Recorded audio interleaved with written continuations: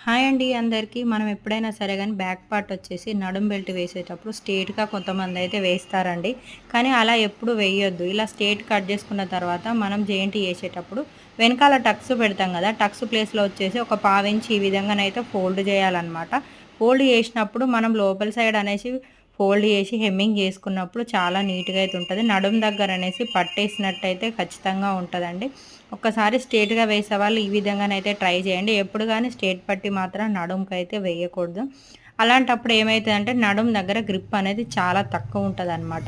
ఇప్పుడు ఇలా మనం స్ట్రెయిట్‌గా ఇలా నడుం బెల్ట్ వేసుకున్న తర్వాత ఫోల్డ్ చేసి కుట్టిన తర్వాత దానిపైనుంచెళ్ళి ఇలా ఒక చిన్న కుట్టయితే సైడ్‌లో లాస్ట్‌లో యేసుకున్నామంటే మనకు క్లాతు అంటే లోపల నుంచెళ్ళి లైనింగ్ అనేది కొంతమందికి బయటకొస్తా ఉంటది గదా! మనం కామన్‌గా కొంతమంది బ్లౌజ్ యేసుకున్నప్పుడు.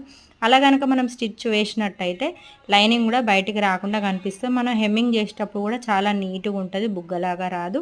చాలా బావుంటదన్నట్టు. వీడియో నచ్చితే లైక్ చేయండి.